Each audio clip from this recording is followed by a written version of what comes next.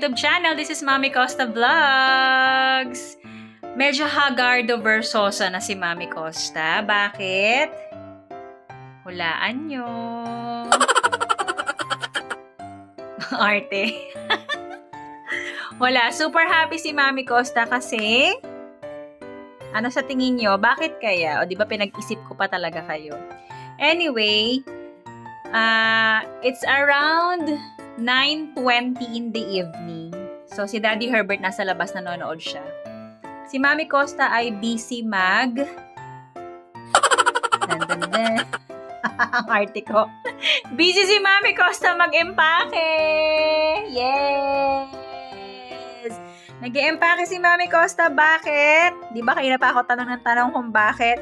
Hay, naku mga kamamshis and popshis. Super happy lang talaga ang Mami Costa. Kasi, first time ever in my whole life, makakaranas na si Mami Costa mag-travel! Yay! Magta-travel si Mami Costa! Yun nga lang, hindi pa rin totally 100% yung happiness ni Mami Costa kasi ako lang mag-isa. Ayan.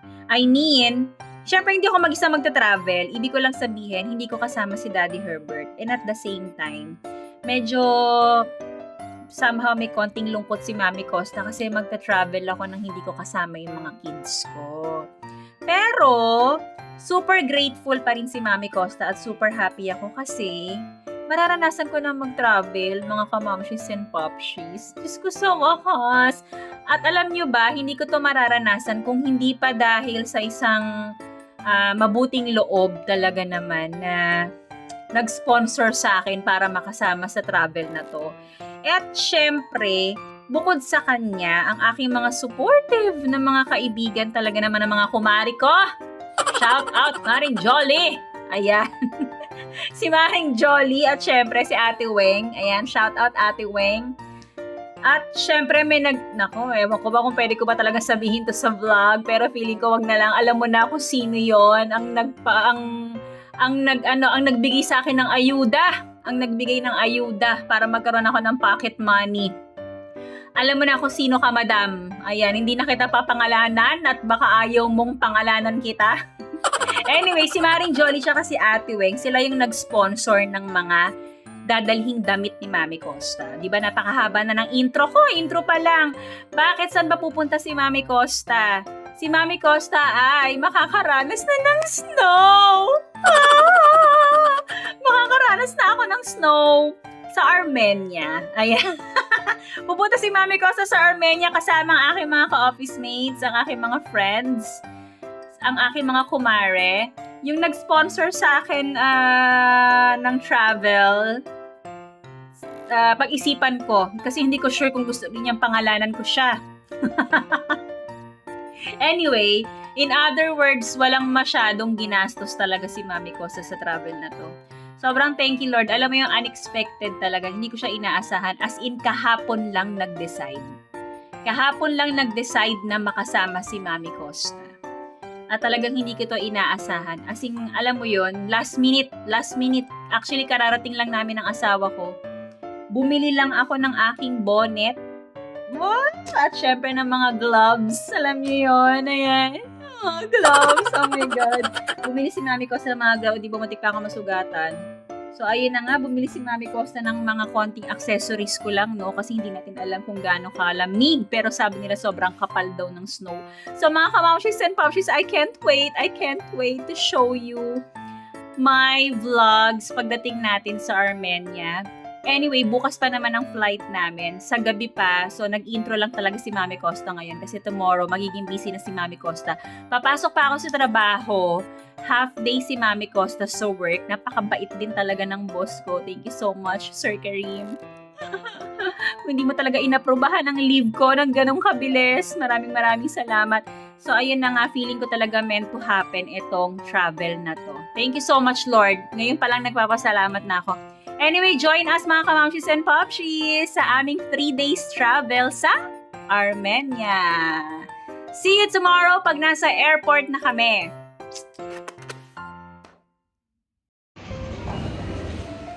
tumambay dito nila. Sa airport na kami. Done na rin ang check-in. Nandito kami sa Dubai Airport Terminal 2. Sinong kasama ko, guys? Say hi! Sir Rome! Hinihintay namin ang kanyang isa sa mga kanyang unico iho. Nakapag-check-in na po kami. 6 o'clock pa ng gabi ang flight namin. So, time check, it's around 3:15 ng hapon. Marami pa kaming time. Gusto lang talaga namin maaga sa airport para mahaba ang oras. Hindi kami nagmamadali. So, nandito muna kami sa coffee shop na pag-aari ko. Charot. Which is, hindi makita, Costa Coffee. Ito. Costa. Yan. Magkakape ka, sir? Ha? Kape na tayo agad? Something cold. So, magkakape daw.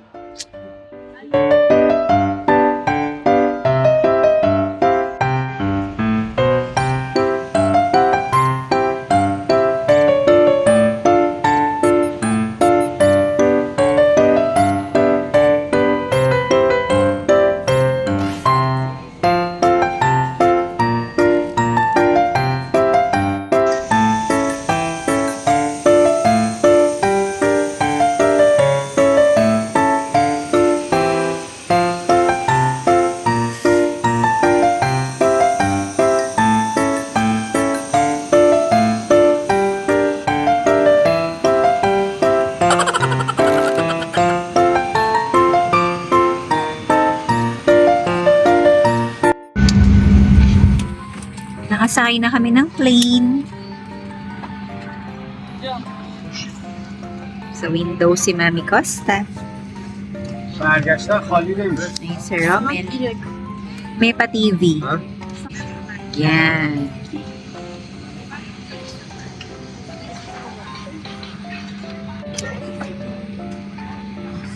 See you sa Armenia.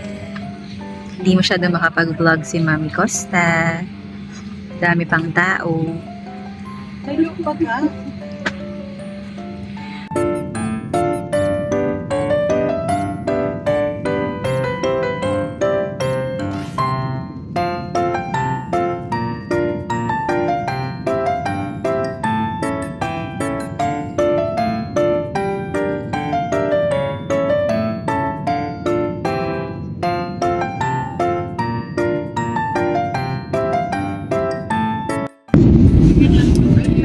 So, nag-take off na yung plane.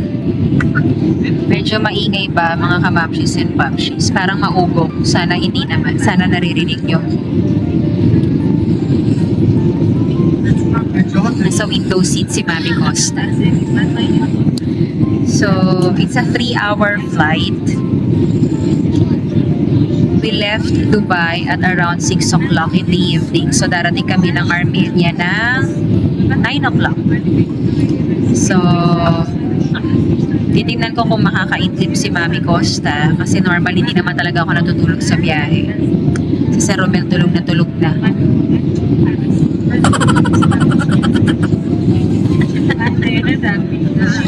So, see you there mga kamamshis and papshis pag dumating na si Mami Costa sa Armenia. 2,000 years later.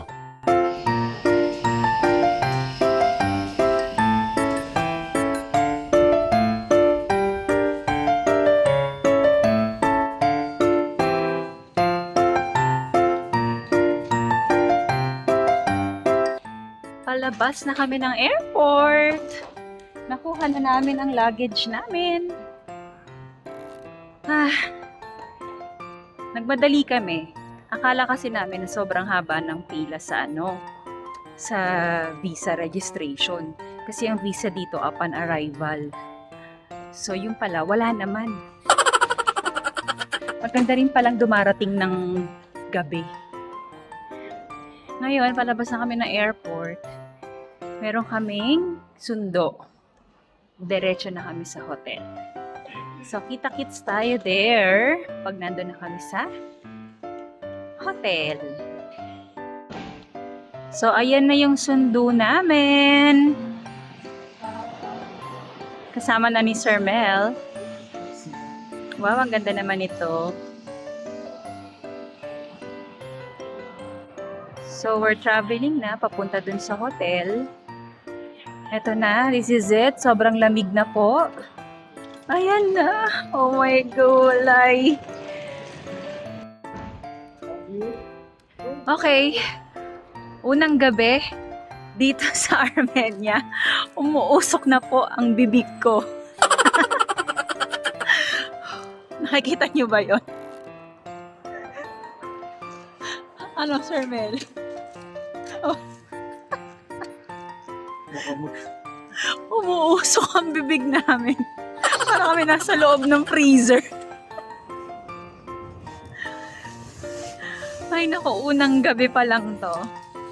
Tignan natin bukas na umaga kapag meron ng sikat ng araw. Baka saka-sakali mabawasan. Hi!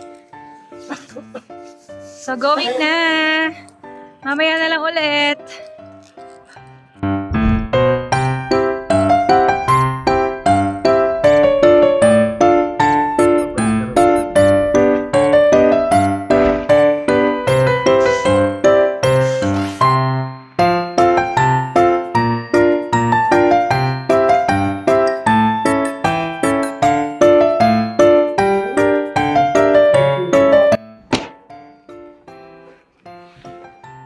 Pakisuksok po ang card, please.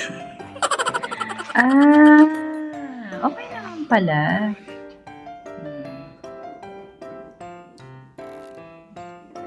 Oh, 'di ba? Raymond, ano? Anong sinabi mo, Raymond?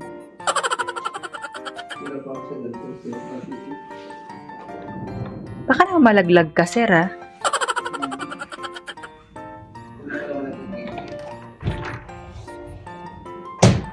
Maninira pa.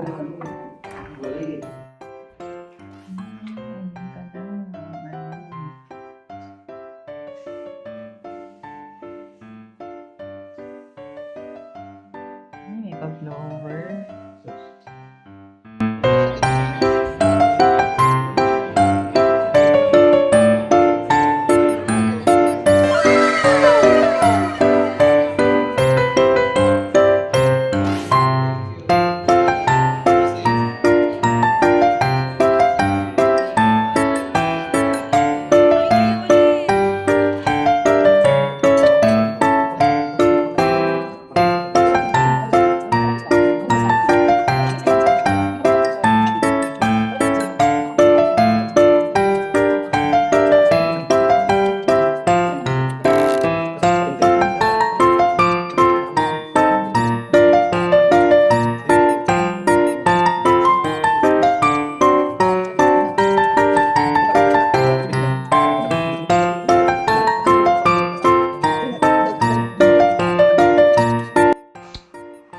Ayan! Nandito na kami sa kwarto. Tapos na kami mag-dinner. Time check.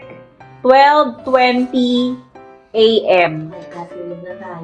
12:20 a.m. na po. Bukas ay maaga pa kaming gigising kasi 8 o'clock ang breakfast sa baba. Then, 9:30, susunduin kami ng tour guide para sa aming day 1 na paglalakbay.